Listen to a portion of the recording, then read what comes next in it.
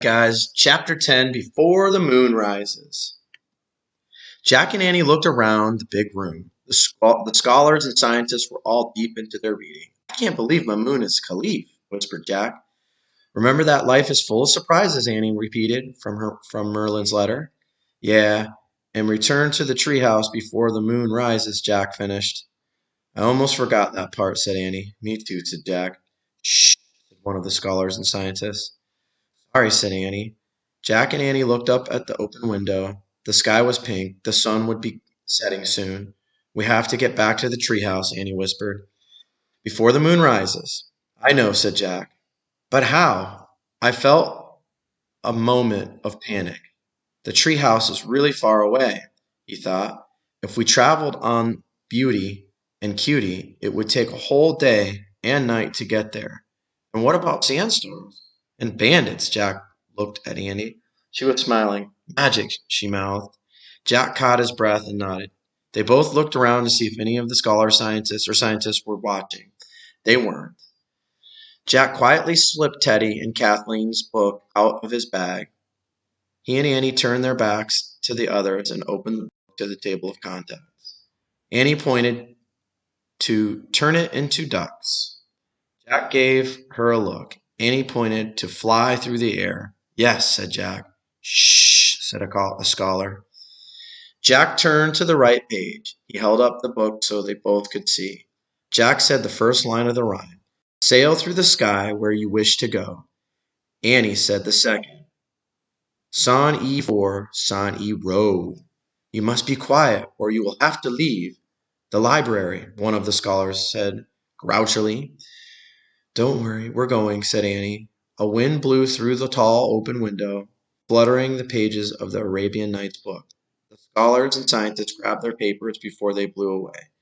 The wind picked up a corner of a small carpet that Jack and Annie were standing on. The carpet rippled. Jack and Annie fell forward. As they tried to stand, the carpet lifted off the floor. Oh, cried the scholars and the scientists. The carpet began floating up. It rose above the long tables. It rose above the shelves of books. Everyone jumped out of their chairs and scrambled out of the way, shouting, Help, move, watch out, impossible, what is happening? I called Annie. The carpet floated to the wall, tall open window, and glided out of the House of Wisdom. Chilly air blew against Jack and Annie. Their headcloths flapped wildly as they clung to the end of the carpet and sailed through the sky. This is great, cried Jack. Really great, shouted Annie. The carpet soared over the House of Wisdom, over the Caliph riding back to his palace in his carriage, and over the camel stable. The carpet zipped over the green dome with the horse on top. It flew over the courtyard where the boys were still playing ball, over the third wall, and past the green field and the grand avenue. The carpet flew over the second wall, the houses, the hospitals, and the 100 lions in the zoo. It flew over the first wall, the arched bridge, and the moat. The carpet zoomed over the bazaar with the maze of stalls. The shoemakers, potters, and weavers sailed high over the road to Baghdad. Below, Jack and Annie saw the men driving donkey carts, the boys leading sheep, and the women carrying pots. The carpet flew faster and faster, over the river, the grazing fields, and the dunes with the whistling sands, over the red glowing desert, toward the setting sun and the small oasis in the middle of nowhere. The magic carpet slid smoothly onto the scrubby grass near the small spring and the thorny shrubs, near the date palms and the rope ladder. The desert looked as if it were on fire with golden red light. Jack felt giddy. That was so fast, he said. I can't believe we made it all the way here. No kidding, said Annie. The magic must have helped us stay on. She and Jack tried to stand. They teetered and fell against each other. Steady, said Annie, giggling. You okay? Perfect, said Jack. He put his bag over his shoulder and staggered off the carpet. Then he and Annie headed over to the tallest palm. Jack put the rope ladder from behind the trunk, and they climbed up.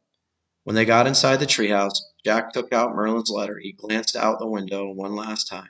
The sun was gone. The carpet looked small and ordinary in the shadows beneath the palm tree. The desert looked vast and silent and lonely. A thin crescent moon had appeared in the sky. Return to the treehouse before the moon rises, said Jack. That was our last instruction from Merlin, said Annie. We're all done. Jack looked down at Merlin's letter. He pointed at the words Jack and Annie of Frog Creek. I wish we could go home, he said. The wind started to blow. The treehouse started to spin. It spun faster and faster. Then everything was still, absolutely still. The Frog Creek woods were chilly in the afternoon air. Jack and Annie were dressed in their jeans and jackets again. Jack's shoulder bag was a backpack. Good trip, Jack said simply. Annie nodded. Really cool, she said. I guess we should get home, said Jack. I have lots of homework to finish. Leave the research book, but don't forget to take Teddy and Kathleen's rhyme book for safekeeping, said Annie. Jack reached into his backpack. He pulled out the book of the golden age of Baghdad and placed it on the treehouse floor. Then he threw his backpack over his shoulder and climbed down the ladder. Annie followed. Together they walked through the early spring woods. We passed Merlin's second test, said Annie. We helped spread wisdom to the world. That's a pretty big deal. Be humble, Jack reminded her. Well, I guess Teddy and Kathleen's book did the hard stuff for us, Annie said humbly. I miss them, said Jack. Me too, said Annie. But I think they might have been with us in Baghdad. What do you mean? said Jack. Remember the servant girl and the boy who took us to the Caliph, said Annie. They sort of came out of nowhere, and we never actually saw their faces, did we? No, said Jack. You think? Annie shrugged. Maybe. Jack smiled and took a deep breath. Maybe, he said softly. 2 missions and 5 rhymes left, said Annie. I hope Merlin sends for us again soon. Not too soon, said Jack. I need to do my homework first. Annie laughed. Math with Arabic numerals, she said. Right, said Jack. Maybe tomorrow we'll go to the library and see if they have any books of Aristotle's wisdom. Good idea, said Annie. A cool spring breeze rustled the trees, and Jack and Annie hurried toward home. The end. All right, so here's what you're going to do today.